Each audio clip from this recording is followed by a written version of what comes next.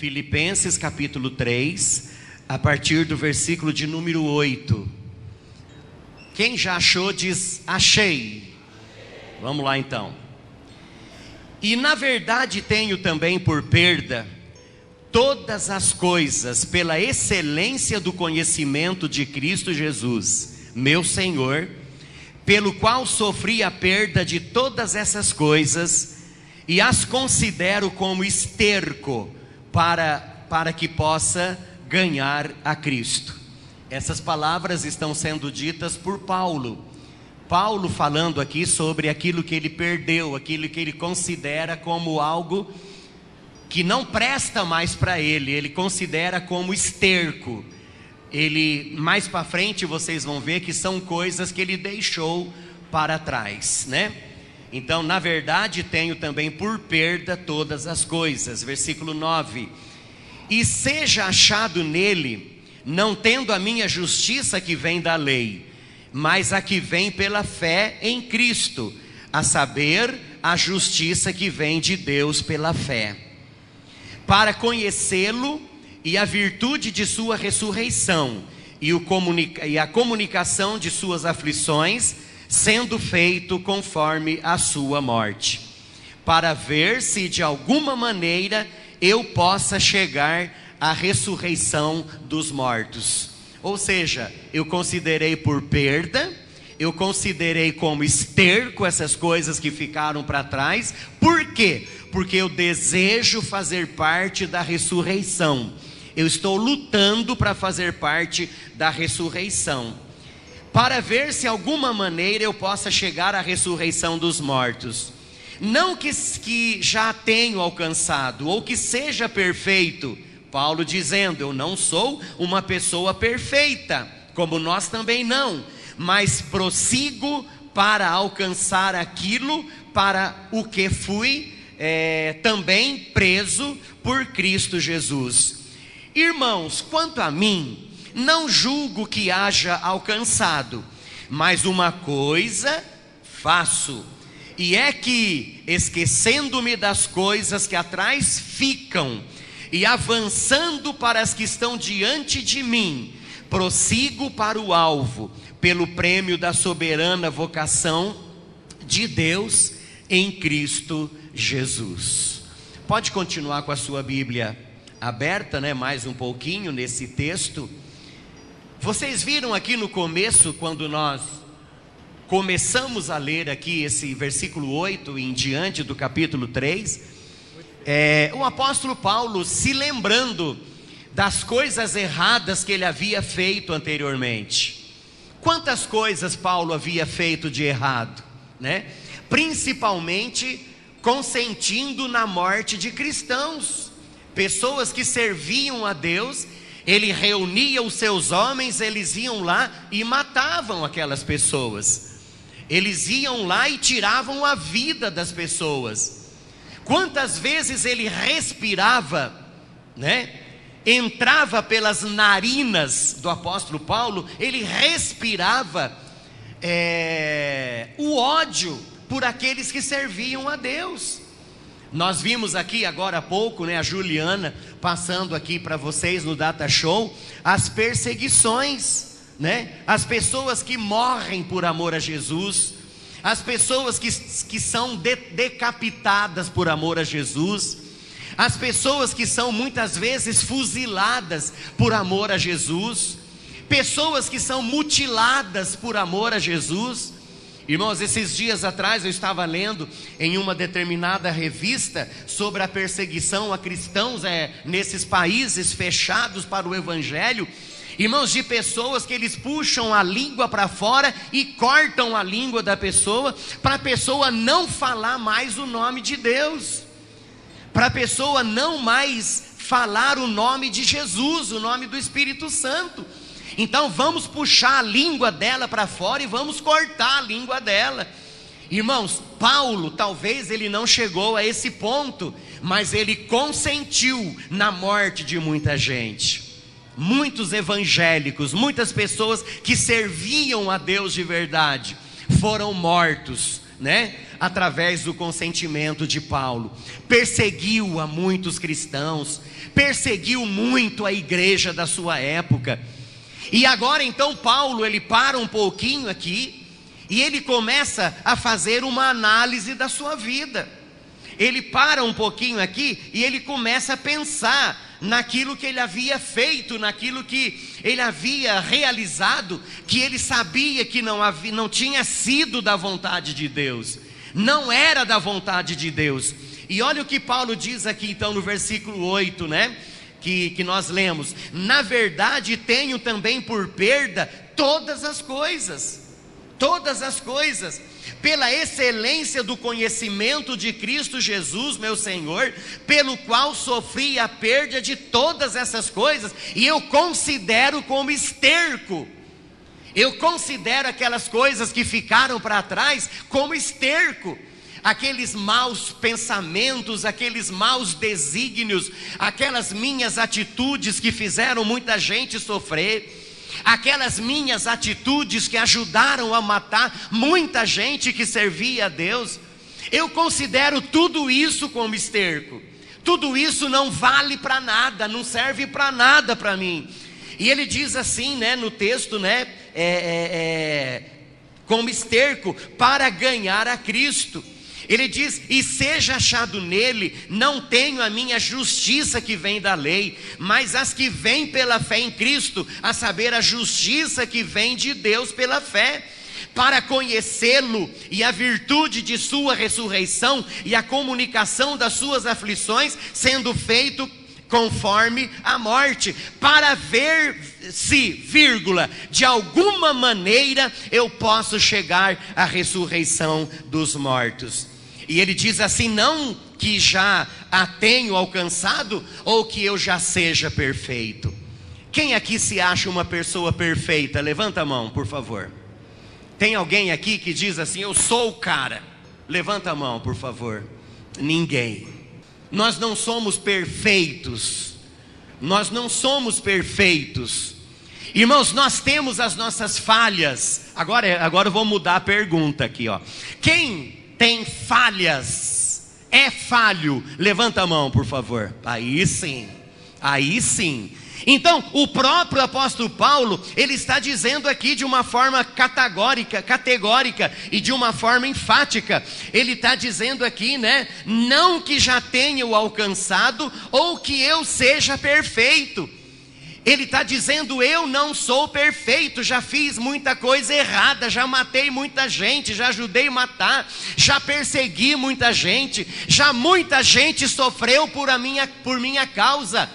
Eu não sou um homem perfeito, não sou uma pessoa perfeita. Eu tenho as minhas falhas, eu tenho os meus erros. Muitas vezes aquilo que eu quero fazer eu não faço, mas aquilo que eu não quero fazer, isso sim eu faço. Certa vez o próprio apóstolo Paulo disse: aquilo que eu quero fazer eu não faço, mas aquilo que eu não quero fazer eu faço, mas aquilo que eu quero fazer eu não faço. Aquelas coisas que não prestam para mim estão sempre diante de mim. Irmãos, e isso acontece conosco também. É verdade ou não é? O pecado está aí. Quantas vezes nós perdemos a paciência? Quantas vezes nós falamos coisas que nós não deveríamos falar? Quantas vezes nós agimos com as pessoas da maneira que nós não deveríamos agir? Muitas vezes nós tomamos atitude que nós não deveríamos tomar, e depois vem o arrependimento. É verdade ou não é? Quantas vezes nós tomamos decisões que não deveríamos tomar, e depois a gente se arrepende de ter falado, de ter dito, de ter pensado, de ter tomado atitude, de ter, feito alguma coisa. Então Paulo está dizendo aqui: não sou perfeito. Mas ele diz assim: mas prossigo para alcançar aquilo para o que fui também preso por Cristo Jesus. Ele diz assim, ó: eu não sou perfeito, mas eu prossigo para alcançar aquilo para o que fui também preso por Cristo Jesus. Então eu não sou perfeito, mas eu prossigo para alcançar a perfeição. Eu não sou preso, mas eu estou correndo em direção à perfeição. Eu não sou perfeito, mas eu estou orando, estou jejuando, estou estudando a palavra para eu alcançar a perfeição. E é isso que nós devemos fazer. Nós nunca devemos dizer que nós somos o cara, né, Jonas? Nunca devemos dizer que nós somos o cara, né, Cristiano? Nunca devemos, né, Marcelo? Não, nós devemos assumir que nós temos falha. Nós temos os nossos erros, mas nós estamos prosseguindo para o alvo. Nós estamos prosseguindo para uma vida de santidade na presença de Deus. Nós estamos fazendo a nossa parte para que nós nos cheguemos mais perto de Deus cada vez mais. Nós estamos fazendo a nossa parte para chegar mais perto de Deus. Nós estamos fazendo a nossa parte, esperando a volta de Jesus para arrebatar a sua igreja. Aleluia! Irmãos, e olha o que diz Paulo então no versículo 13: irmãos, quanto a mim, eu não julgo que tenho alcançado, não, mas uma coisa eu faço, e é que esquecendo-me das coisas que atrás ficam e avançando para as que estão diante de mim, eu prossigo para o alvo, pelo prêmio da soberana vocação de Deus em Cristo Jesus. Não julgo que já tenho alcançado. Irmãos, no meio evangélico tem muita gente que julga que já alcançou. Não precisa mais orar, não precisa mais ler a Bíblia, né, pastor Zé Roberto? Não precisa mais vir à igreja.